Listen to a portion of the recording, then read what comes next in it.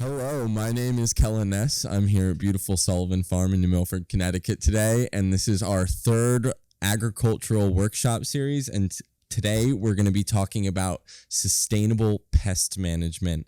And so today I am with Sharish Gamiri. He's an assistant vegetable extension educator and a specialist at the Yukon Extension. He works with commercial vegetable growers on production practices and integrated pest management. He completed his PhD in horticulture from Washington State University, and Sharish welcomes growers from commercial vegetable. And then we're also joined by Brian O'Hara of Tobacco Road Farm in Lebanon, Connecticut. He's a 30-year vegetable grower and the author of No-Till Intensive Vegetable Culture, a pesticide-free methods for restoring soil and growing nutrient-rich, high-yielding crops. And his book is available on Amazon. Today, we're going to start off with a presentation from Sharish, and he'll be taking it right now.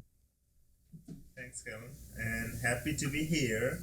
And excited to be sharing the stage with Brian. That's huge. That's huge. Okay, I will be talking about insect pest management with an emphasis on non-chemical management approaches. Let's get into my presentation. I just want to start by some basics.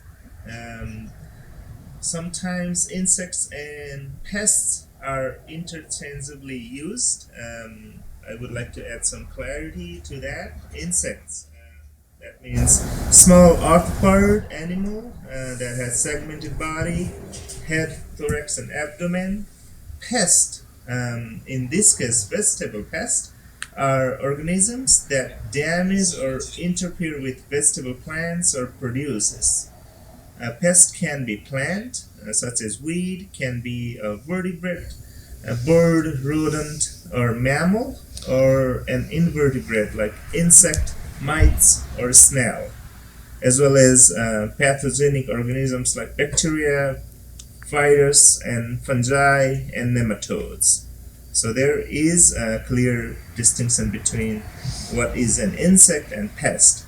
Sometimes the same species can be a desirable thing and a pest, depending on what is it on. For example, here in this picture on the left, you see a black swallowtail butterfly.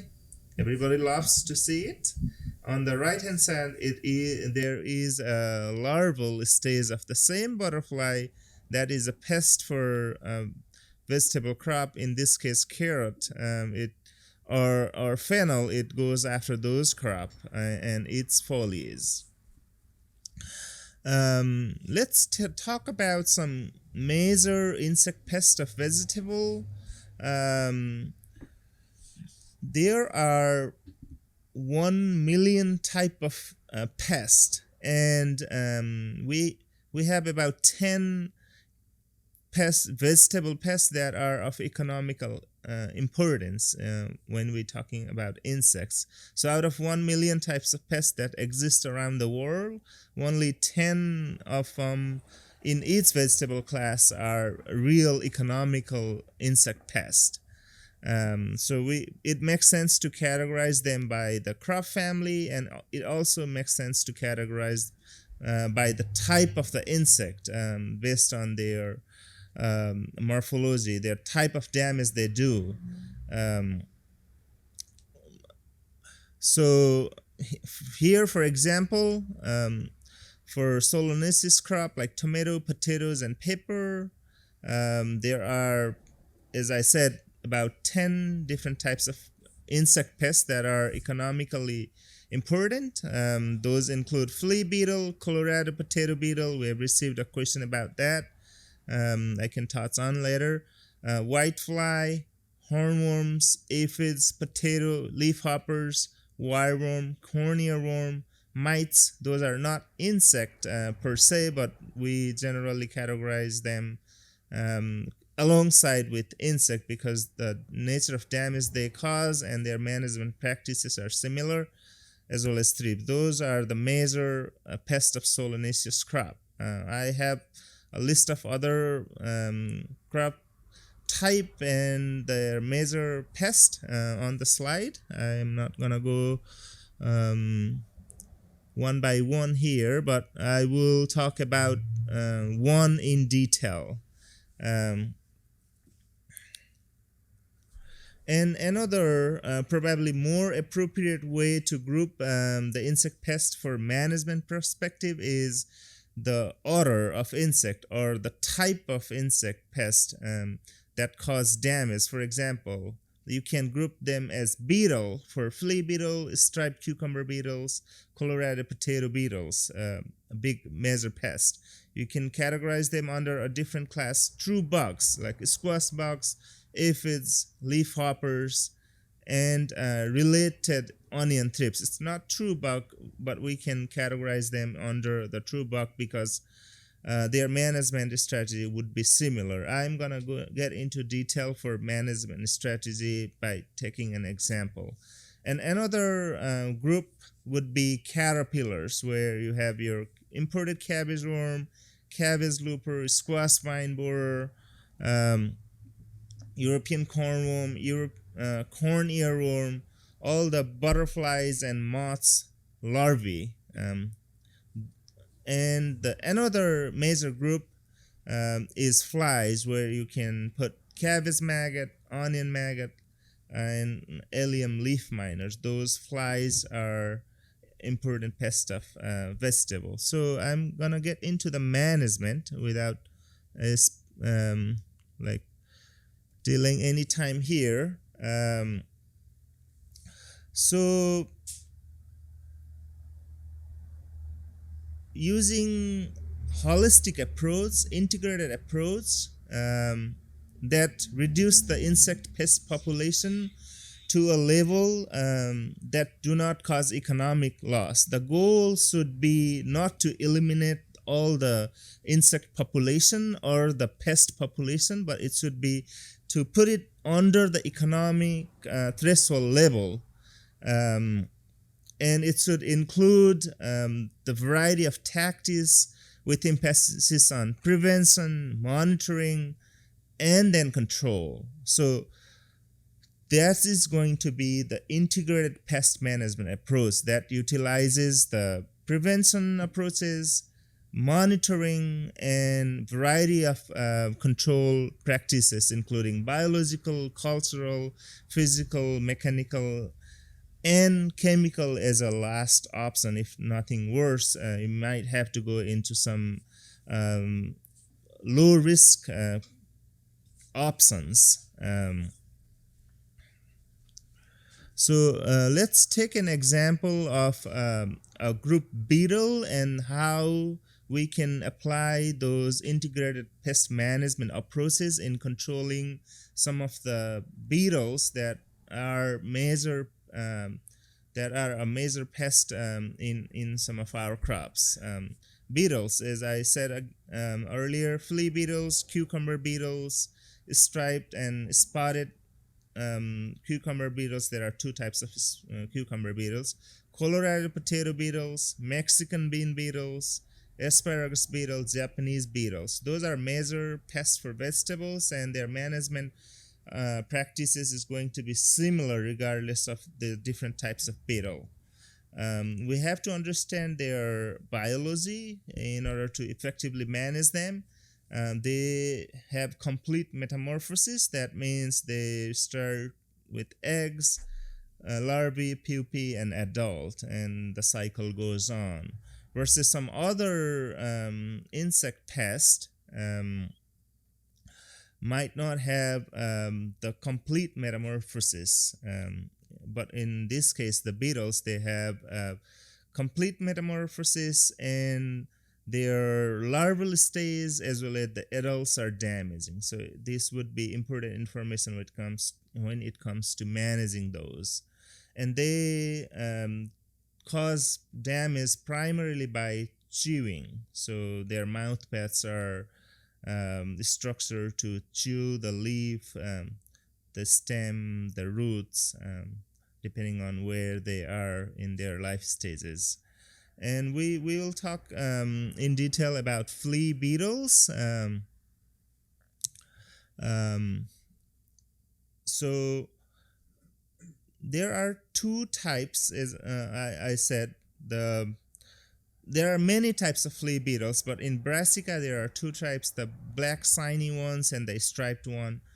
And the flea beetles are specific to the crop group. So the flea beetles you see in brassicas are not gonna go after Solanaceous, even though they look similar. Those are two different types, which would be important information in management practices. So on the slide there is a picture of crucifer flea beetle with shiny black shiny color versus there is another type striped flea beetles. The differentiation is there would be two yellow stripes, but both of them go after brassica crops. And it is important to know their life cycle, when they emerge, what's their duration for their egg hatching, the pupae stage and adults, and where and how they overwinter is going to be very important information to plan for effective management. The crucifer flea beetles, the adult overwinter outside of the crop area on the edges most widely, and some of them can overwinter right in the field, but the majority of the population overwinter as adult outside of the field area. So, and they source out host crop early, starting in April. Sometimes they can start in March. As you can see on this graph, they come out and search for horse starting sometimes in March or April, but their peak in usually in May or June. Their population peaks in May or June, and then it tends to decline. But there are multiple generations. They lay eggs, which hatch in 11 to 13 days, and then those larvae feed on root hairs, small roots, for 25 to 30 days, and then they pupate underground for like 10 to 15 days before they become the first generation adult for that year. So the first generation adult peak in sometime in June or July, and likewise there can be third generation adult sometime in late August. So there is usually 3 or sometimes 4 generations of brassica flea beetles, and having that information of when they are expected to peak is going to help with the management practices. I will relate that in the next couple of slides.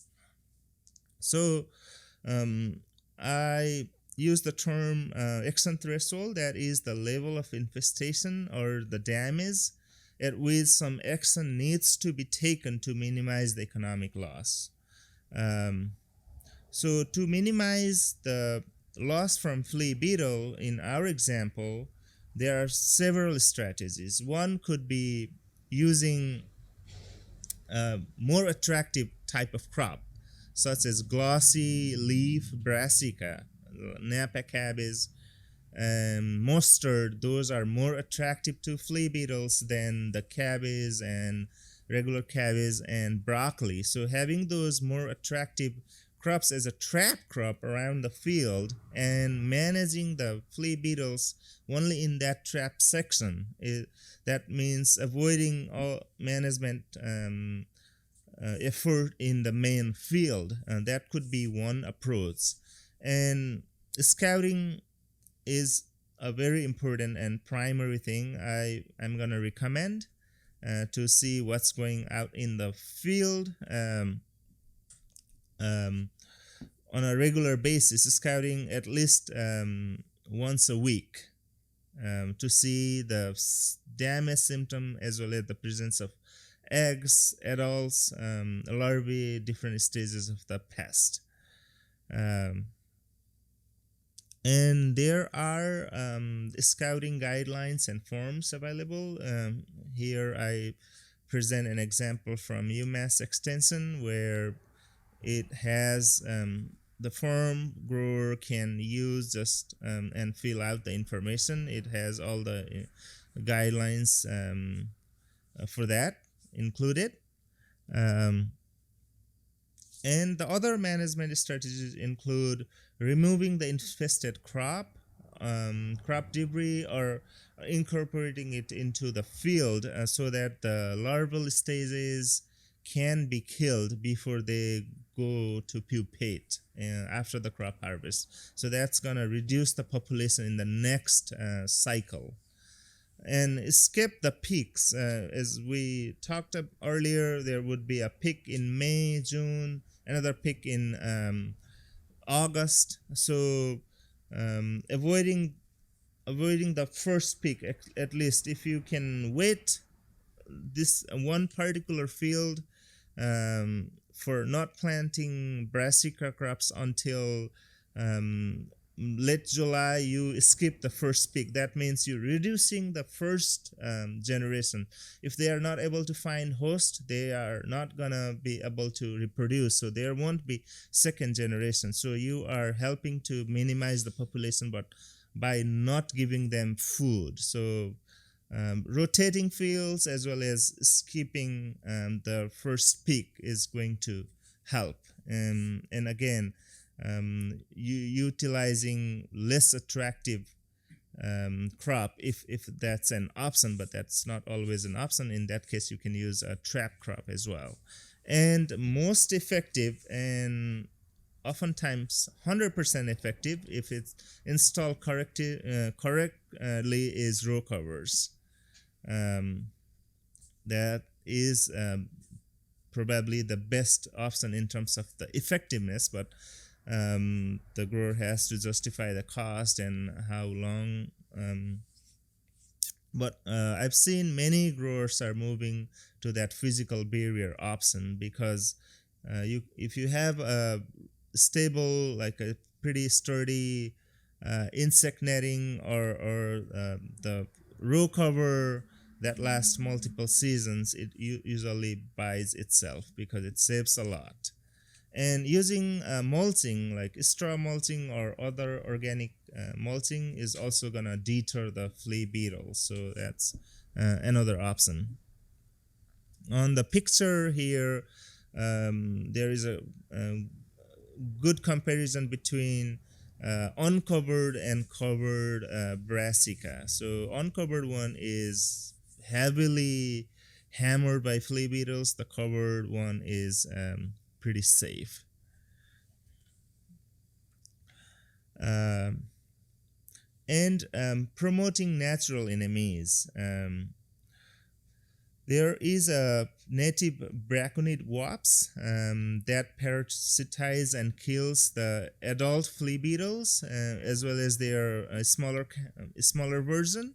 So promoting natural enemies by having flowering plants, the perennial habitat maintained around the field is always going to help build the natural enemy population that they can take care of the pest. And there are also commercially available entomopathogenic nematodes, and they have shown to reduce the flea beetle population. So Arbico Organics is a great resource on organic options, especially for entomopathogenic nematodes. I would encourage to go there as well.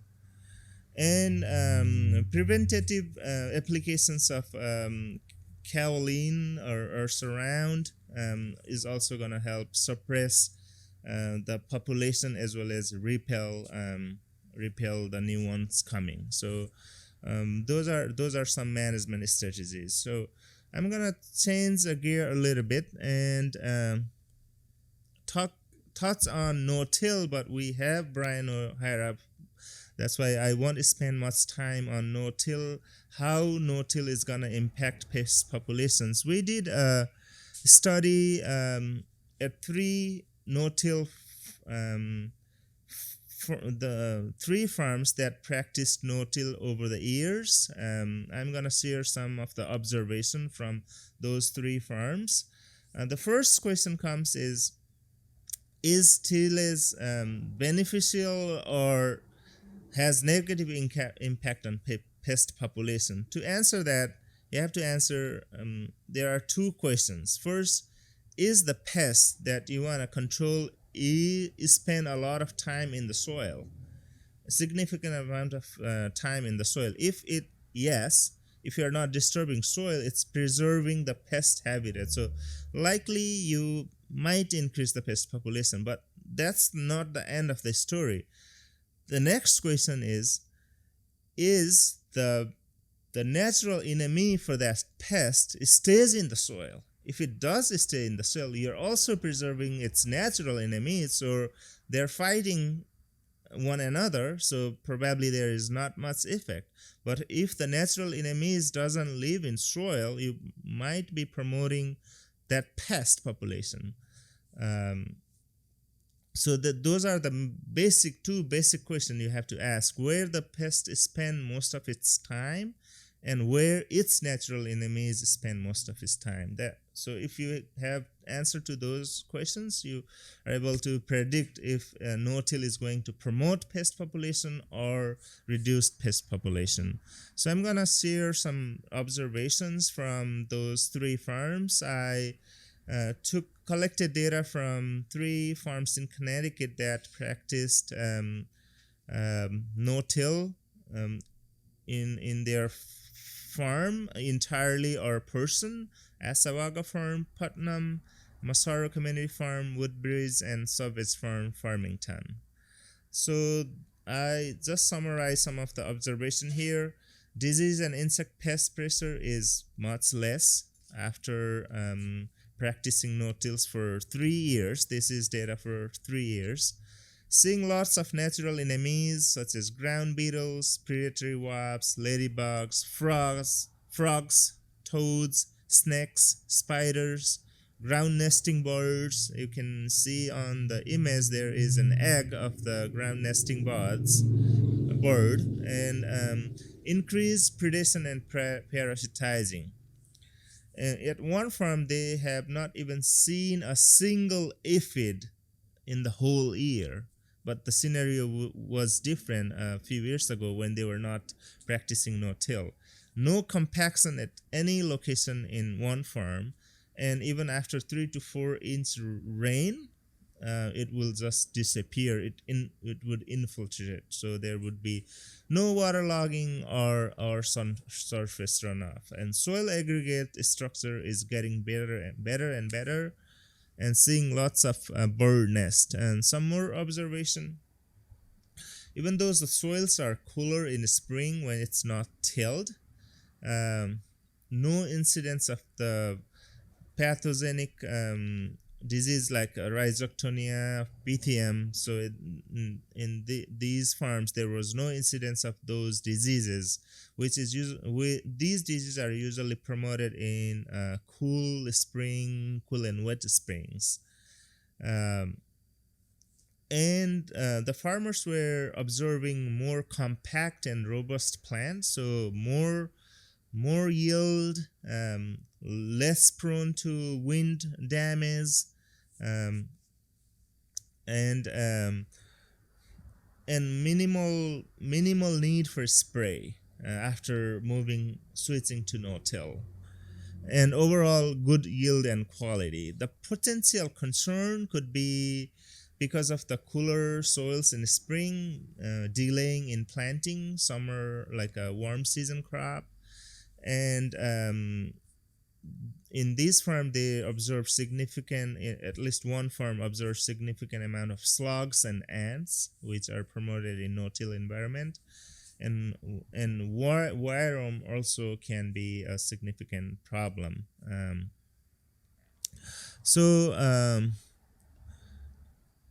Yeah, I just want to conclude in the interest of time.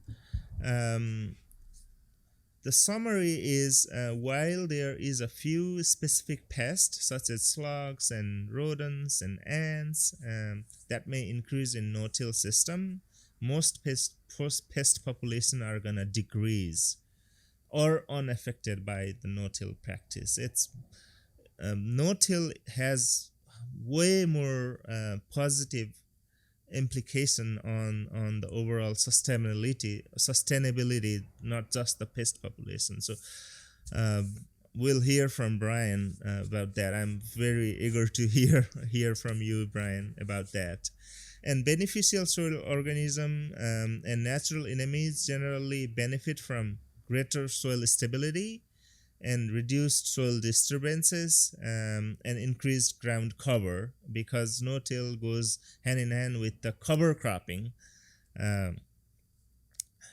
And for most effective long-term management of pest, the farmers need to be increasing crop diversity through rotation, cover cropping, intercropping, using organic source of fertilizer, manipulating planting dates to avoid those pest populations, and utilizing pest-resistant crop varieties. So it has to happen in the package, not just one practice is going to be sustainable in the long run.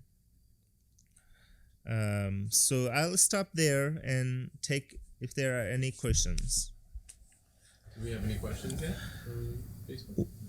No? Perfect. Thank you, Sharish. We'll start with Brian. All right, take it away. All right, thanks, Kellen. Now just let me know when I've talked plenty, because I didn't bring my watch. So just let me know, reel me in. Sure thing. All right. So I'm a vegetable grower from Lebanon, and we've been growing vegetables for about 30 years out there. And when we got into vegetable growing, we decided not to apply pesticides to the vegetable crops. And so that included organic pesticides or conventional pesticides. And so we just kind of stuck with that plan. And what we learned, of course, with that just basic approach was how to take care of crops in a manner that brings enough vitality to the plants so they don't require pesticide application. So essentially what has happened 30 years ago, vegetables were a lot easier to grow, and we faced much less pest difficulties. With the increase of pestilence and difficulties in crop production in this region, we had to constantly refine our techniques. So 30 years ago, we could till a field and we could put on some compost and some limestone, and we were off and running without needing pesticides in our crops. But of course, that situation has dramatically changed at this point. So the environmental difficulties that are deteriorating our growing conditions have led to more and more refined agricultural techniques. So, and that's kind of the silver lining of the difficulties we're facing, because, once we realized we didn't have to till the soil, for instance, and of course it was giving us greater vegetable production, we of course also realized that we were devastating the earth with tillage equipment needlessly. The earth did not appreciate our earlier efforts. It was simply tolerant of us at the time. So, I guess I'd just like to start off on a bright spot of agriculture. We've got Suresh over here working with Yukon and bringing forth, great information and great ideas that were just not coming forth 30 years ago. And so there's just been tremendous improvement across the board. Every type of agricultural producer, families that have sprayed pesticides for years, they very interested in new techniques, getting away from the pesticides, trying to improve the crop production. So agriculture right now is a very bright spot in humanity. as we're learning to work closer with the earth and natural systems in order to have sufficient food to feed ourselves of good quality. So, in terms of what and Suresh is absolutely right when he was talking about it's a package deal getting to a sustainable system of pest control. No-till is certainly extremely important to us to do that, but it is an entire package. And so it has to do with improving the environmental conditions of the growing crop, essentially. But I didn't bring a picture of it, but I don't know if we can still see it. I've seen it depicted in some different agricultural, and I'm probably not even going to draw it correctly, 3 circles, different agricultural manuals. And I got my 3 circles. I don't know if it'll come up, but you all out there can get the idea. And essentially, the 3 circles represent, in the middle is pest damage. And the 3 circles represent susceptible crop, environmental conditions, and the presence of the pest. And when you have the combination of those three things, susceptible crop, deteriorated environment, and pathogenic organism of some form, you end up with damage in your crop. So in farming, you can take basically 3 different approaches just to get things rolling. You can of course get seeds or crop starting materials that are inherently resistant to a given pest that maybe you're having difficulty with. And of course, plant breeders are working on that actively all the time. And we work on that on farm, constantly trying to save the seeds from those crops that are resistant to pests and diseases. So, there's the selection of the crop to move away from pestilence. And then, of course, you have the isolation of the crop, or not having the insect present. So in isolating a crop, your crop rotation, attention to when the pest is active in the crop cycle, so planting cycles, timing, rotation, and of course the use of barriers like the row cover and protective cloths. So you can isolate your crop from a given pest as well. But really, and those are all true, and those are really useful techniques, especially just until you get your environmental conditions in place. Because, the circles almost look equal when you look at them, but the environmental conditions, if the environmental conditions have led to a state of vitality, that means that an insect will not attack it. It doesn't matter what insect is present. So it doesn't matter if the crop was bred for resistance or not, because you have brought the environmental conditions to the state of vitality where the crop is growing so well that it is inherently resistant to insects and diseases. Very similar, of course, to what we see in humans and livestock. When people are very healthy, you can walk into a crowded room of people that all have colds, and you simply don't come down with the cold. So, as much as we use those other techniques to bring your environmental condition on your farm into that level of health, is the means to get wide-scale pest and disease resistance.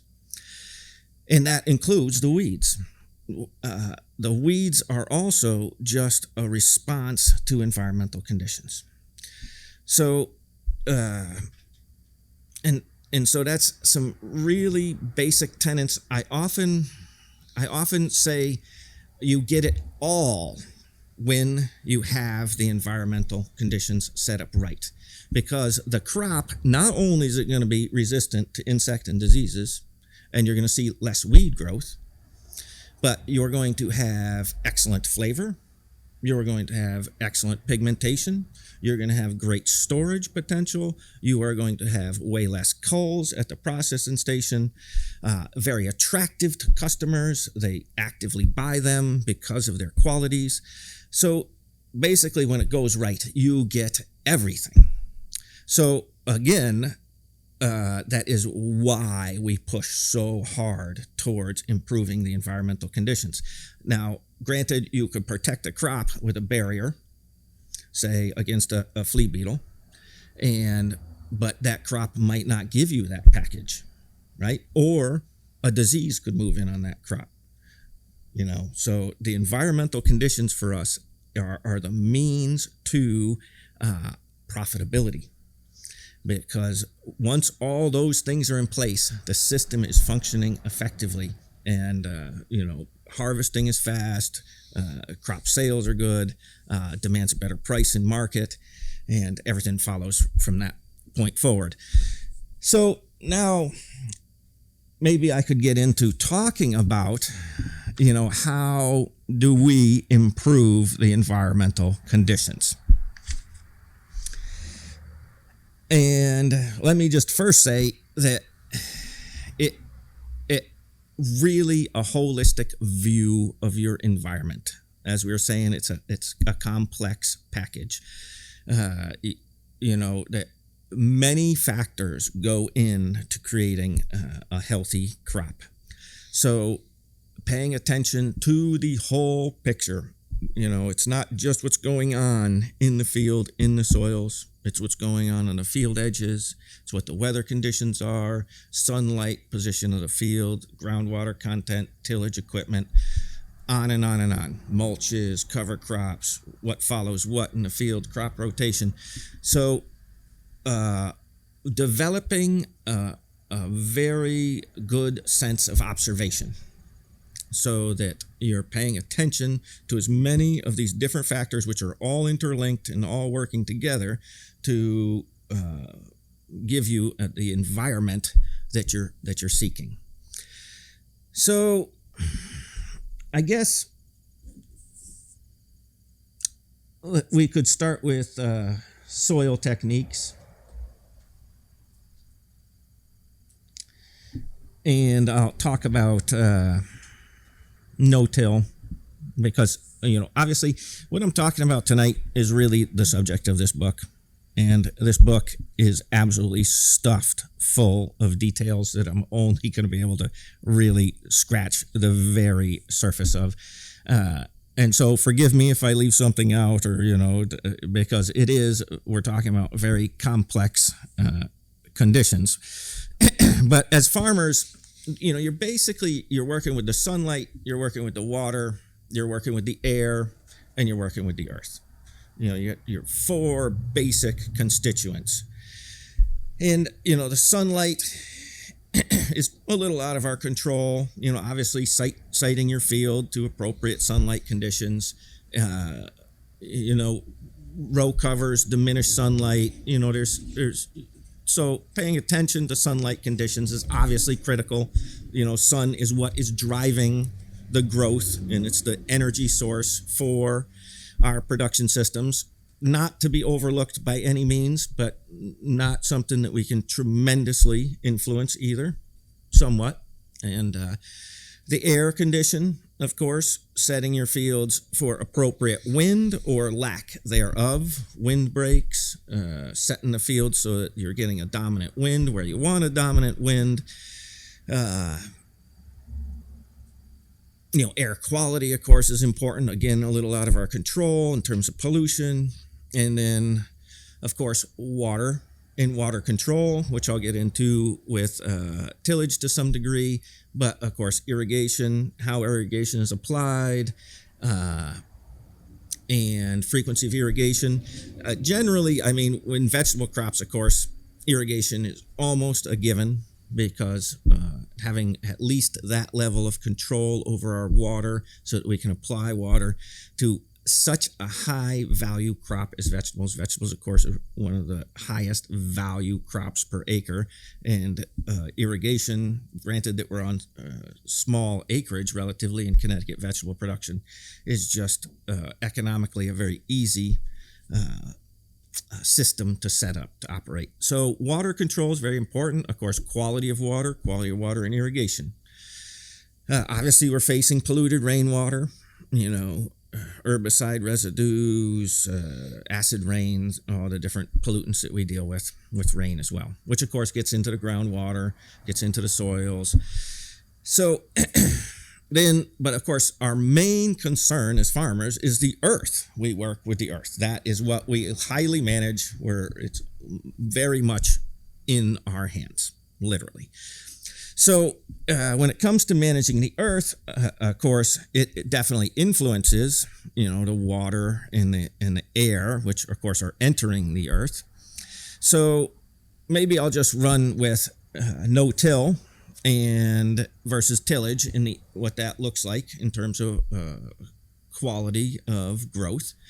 And so obviously, basically, the plants are photosynthesizing. They're gathering air, carbon dioxide, and water, and they're combining it with sunlight, forming the basic building blocks of sugars that are built through metabolism into more and more complex compounds, requiring various enzymes and different other nutrients that are often brought from the soil into the plant in order to move the process which creates the mass of the plant.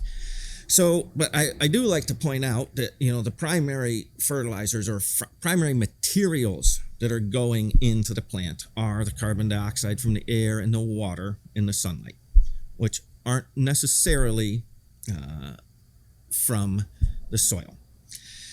So, managing those things, of course, critical. But when it comes to the soil, we're looking at getting a lot of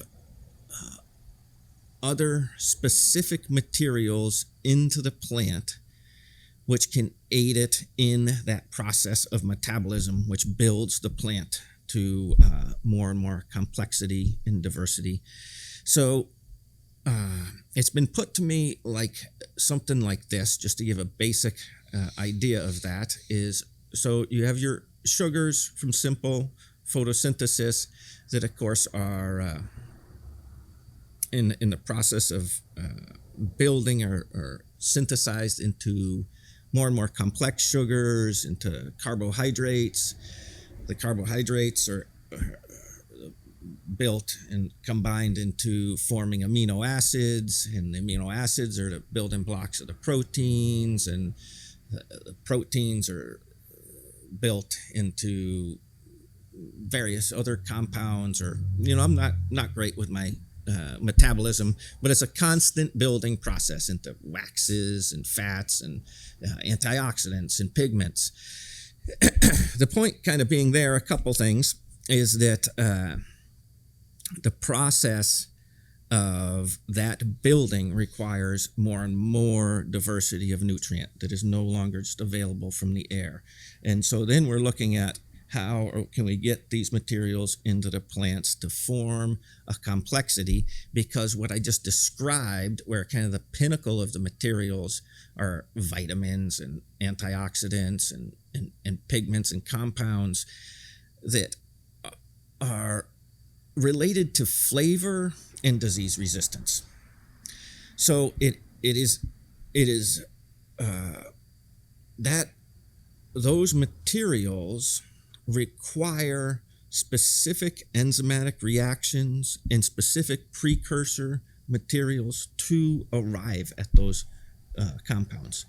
And so the many trace elements are involved in enzymatic reactions. Many things recycled as catalysts, but small amounts of various trace elements and micronutrients are critical to the process of forming very complex compounds. If those things are missing in a crop or a crop plant growth, you get kind of what some people called a skewed growth, where the plant is not able to form these compounds, is not able to form pigments, high sugar contents, flavor compounds, structural deficiencies. And so that's when those materials are lacking in the plant is when it is susceptible to insects and diseases. And it is physically obvious in the plant. Like once you have an eye for what a healthy plant looks like, you can see that this plant is going to resist insects and diseases from a very young age. And you can look at this plant through physical characteristics and see that this plant is going to be very weak and attacked by one insect and disease after another. Even if you defend it against one disease, there will be another one waiting for it. So for the farmer to develop their eye so that they can identify the characteristics of health and the characteristics of a susceptible crop so that they can start bringing those plants from, say, an unhealthy state into a healthy state. And obviously, I think, Suresh, you had some examples with some of your insects and discussions of crops, but pigmentation is a very easy one. Yeah. A weak plant is just washed out, and you'll see the pigments completely lacking. Lushness is a common weakness. The plant is overgrown, stunted plant growth. There's real obvious things that most anybody can identify are going to be susceptible to. But as you fine tune your eye, it was on the flea beetles, where you were talking about the waxy leaves versus the less waxy leaves, like a mustard green or an arugula. So what we've seen is that, just like Suresh was saying, that the flea beetles prefer these softer leaves, less waxy leaves of the Brassica family. The waxy leaf plants are more resistant. But if the crop is poorly grown, they will attack the waxy leaf plant too. And as you improve your environmental condition, the flea beetle attacks less and less species of Brassica until maybe it's just on, maybe arugula is very susceptible. So it just keeps, first it won't be on the Oleracea, then it won't be on the Napus. Then, it'll just be left on like arugula, get out of your rapa. And so those kinds of conditions are very important to observe, because if you all of a sudden see your waxy leaf brassicas don't have the insects on them, you did something there that improved the environment. So I'm just trying to give some simple examples. Like all of a sudden you see your pigmentation on your purple top turnip is a good example. Purple top turnip, a lot of crops that are partially colored are excellent indicators. So the purple top turnip under excessive growth, too much nitrogen, say, is very little pigmentation. But as the crop is well balanced with nutrient and growing well, it will have the pigmentation much further down the turnip.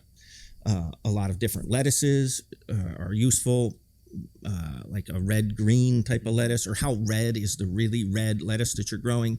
And so there's a lot of indicators, which you guys can get started off with some of those ideas. But observation is critical in just seeing what is working and what is not working.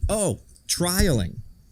So when we're doing an agricultural process in the field, do it 95% of the way, 98% of the way. Leave 2% not done and observe the difference. You do things every day, all day long, just leave a little spot and don't do it and observe the difference between the two. And, that'll help hone your observational skills, see if what you're doing is actually beneficial or detrimental.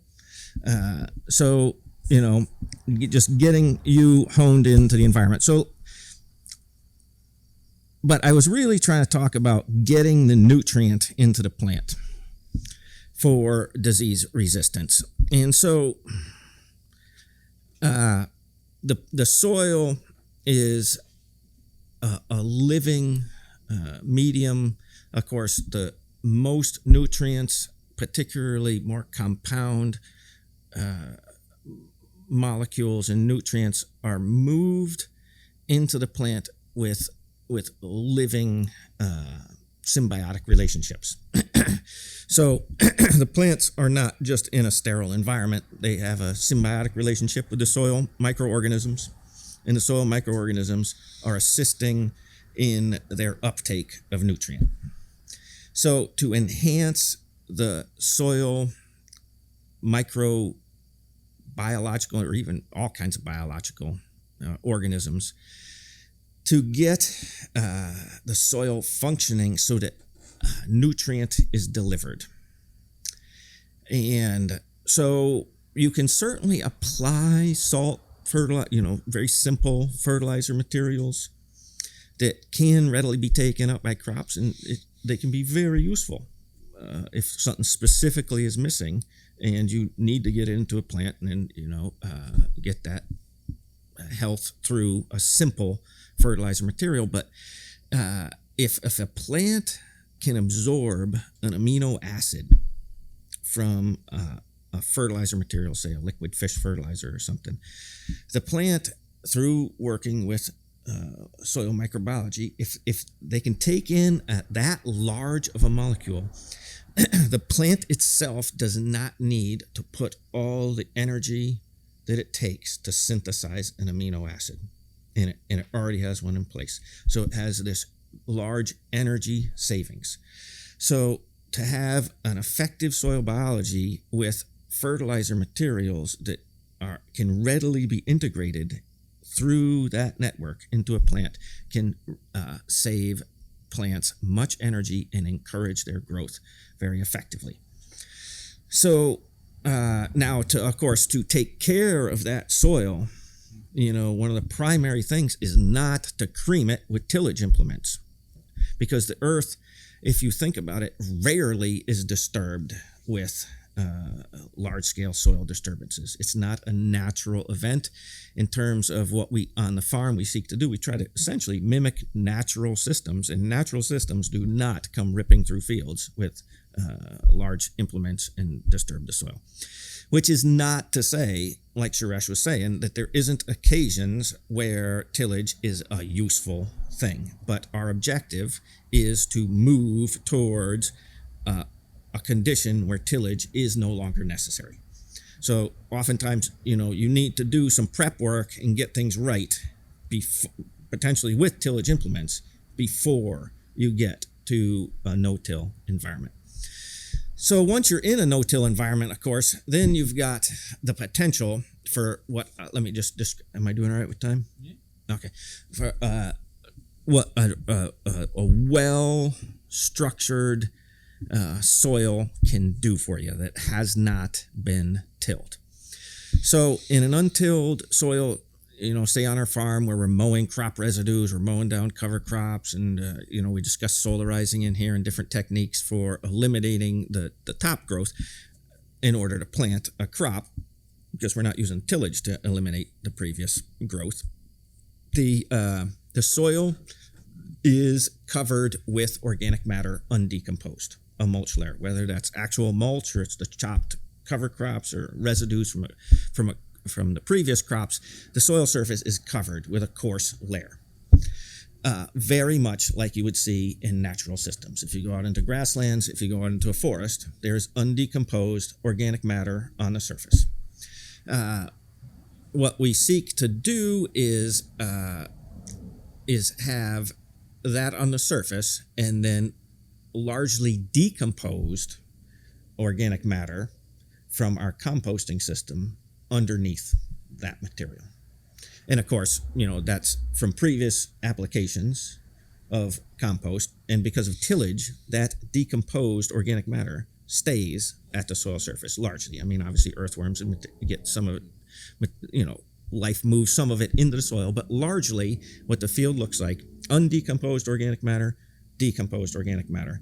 Then we start getting into the soil profiles and, topsoil layers and subsoil layers. So in that environment that I just described, the surface of soil under the chopped, undecomposed materials is very aggregated. It has soil crumb-like materials. and which allows air and water to actively move into the soil. If it rains, the water goes right in, and the soil also breathes. Many growers don't realize that your soil is very actively breathing. So most soil organisms, or a large portion of them, are aerobic and use oxygen for their metabolism. So they need oxygen. If the soil is crusted over, of course, they're lacking that. But as I pointed out, taking care of the soil microbiology is very critical for a number of factors. So getting the oxygen into the soil is very important. And that aggregated soil surface is not only about rain and irrigation, it's about getting air into the soil. The aerobic soil organisms, once they're taking in oxygen, they exhale carbon dioxide. And so vice versa, what happens is the carbon dioxide is rising out of the soil right below your crop. The stomata of the leaves are positioned directly above the soil on the underside of the leaf, and the carbon dioxide moves right into the leaf surface. So it's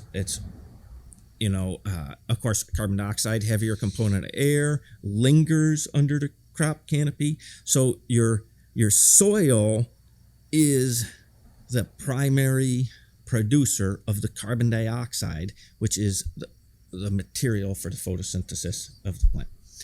So it's the breathing is very important to exhale, the inhale and the exhale. So that's your ideal soil surface. Then this underneath the aggregated decomposing materials, which of course are nutrient rich in themselves, the undecomposed materials are offering a food source to keep the soil biology actively working and fed. It's not just decomposed materials, which are also seeking undecomposed materials. Earthworms want undecomposed materials. Many organisms want undecomposed materials. So those materials are the food source, of course, for your biology. And then the soil profile itself, once you start moving into the soil, where rain, of course, can enter, and oxygen, the water which is moving down through the soil profile is not inhibited by plow pan conditions from tillage or compaction from equipment.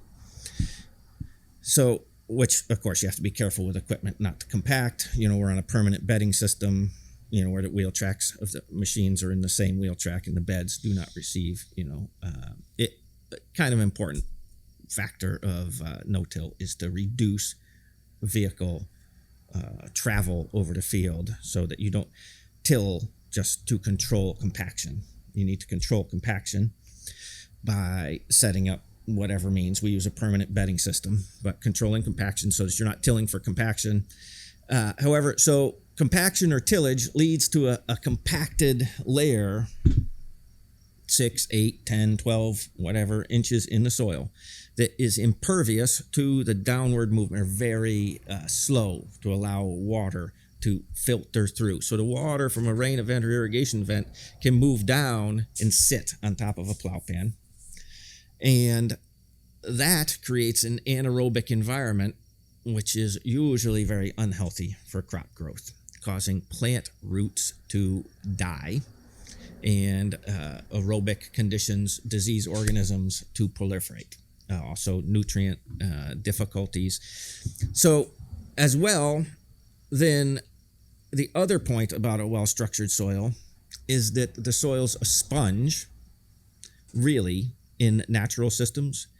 And so if you have not tilled the soil, you have not destructured it, and water can move upwards from lower soil profiles in these kinds of drought conditions.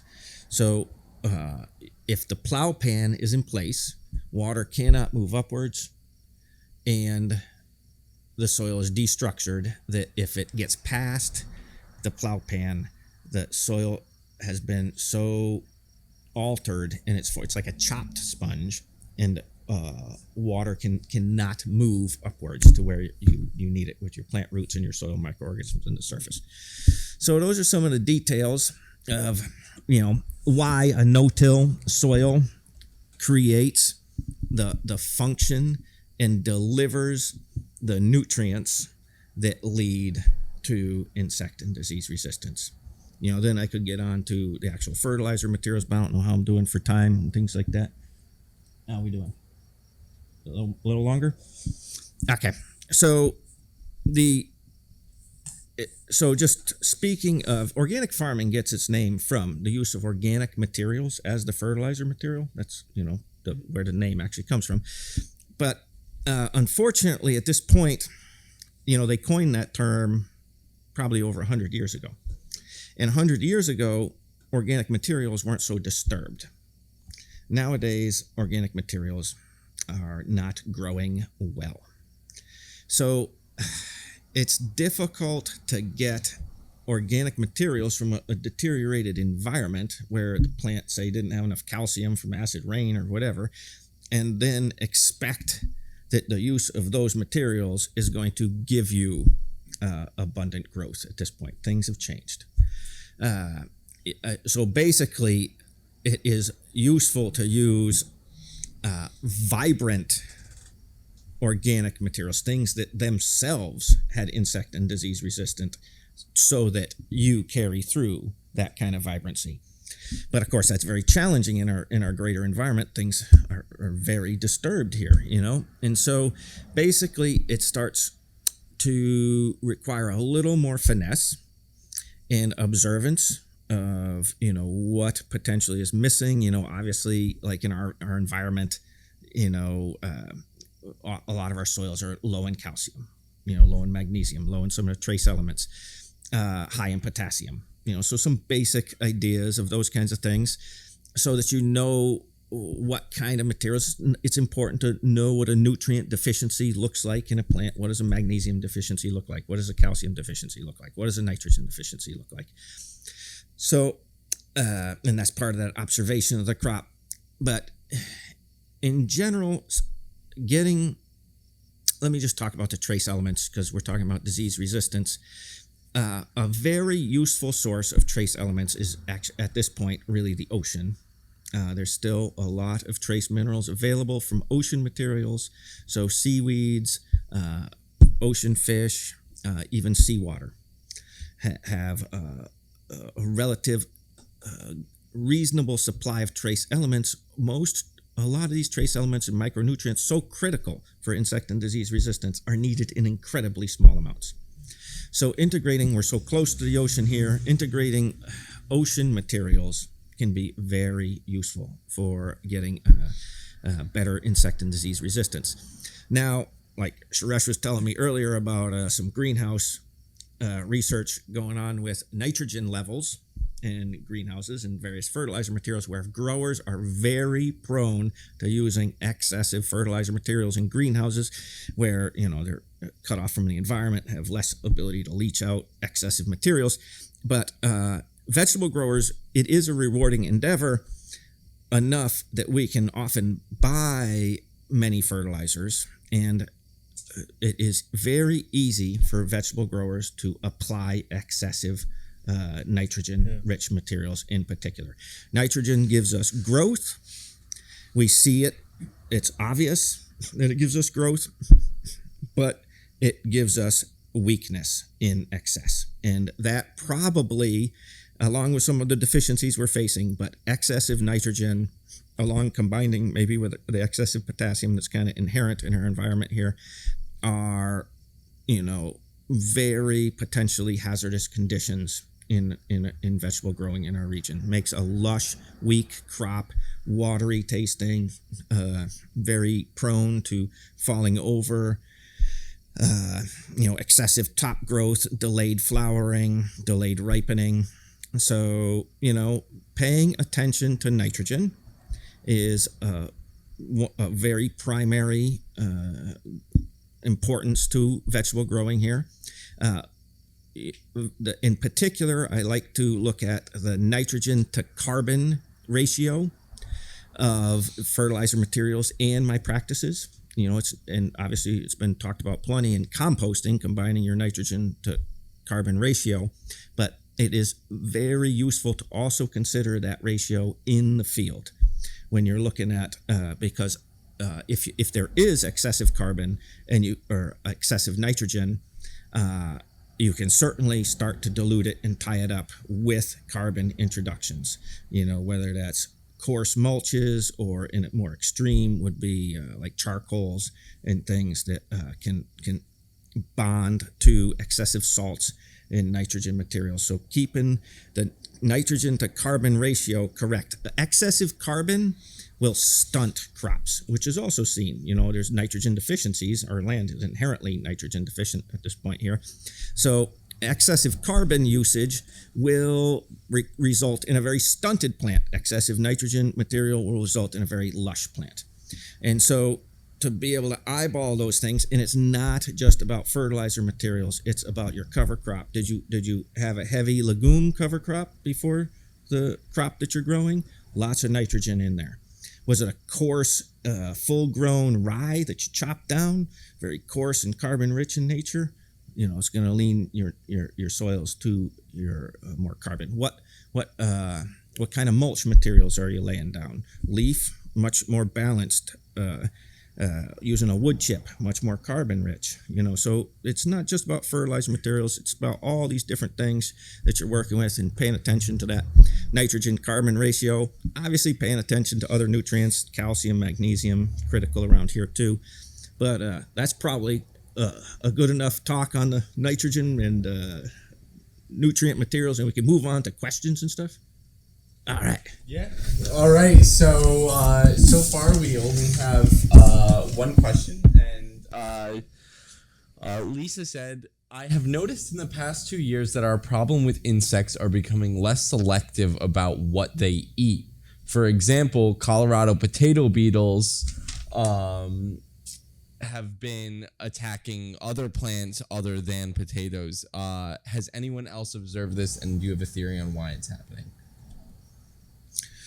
Well, of course, what I just talked to you about, the deteriorating environment, is leading to all kinds of difficulties. A great point, there's a really great scientist I like called Don Huber, and he's done some really fascinating research recently, well, I don't know, 5 years ago or something, maybe, some articles I was reading that he was talking about how, many diseases, or at least several different ones. I think he was talking about more. It might have been fusarium in the soil. I think early blight, a tomato. Many researchers are showing that those are symbiotic organisms in a functioning soil that are actually assisting crop growth. Then, when the environment deteriorates, they turn to pathogenic activity. So you can even have the same organism assisting your crop here, and then with poor environmental conditions, turn to very serious pathogenic organisms. So it's a complexity, we're just kind of delving into as agriculturalists, and but it's a fascinating realm. So of course you can see with environmental deterioration that there's more insects, there's more weeds, like everything is proliferating. So more and more challenges, which of course, as I said at the beginning, the silver lining is more and more solutions. And we're figuring stuff out. Yeah. So that would be my take on it. Yeah, so what you're saying is that they're, because of the overall environmental health, they're going for other things because they're necessarily they're either not wanting that singular plant, or they've had enough of that plant and they'll go after whatever else they can get their hands on. Yeah. Okay, perfect. Wonderful. Yeah. Well, thank you guys so much for joining us. I learned quite a bit here, and I'm totally glad to have you guys. You guys can join us in 2 weeks on September 15th for our 4th agricultural class, and we'll be seeing you. Thank you.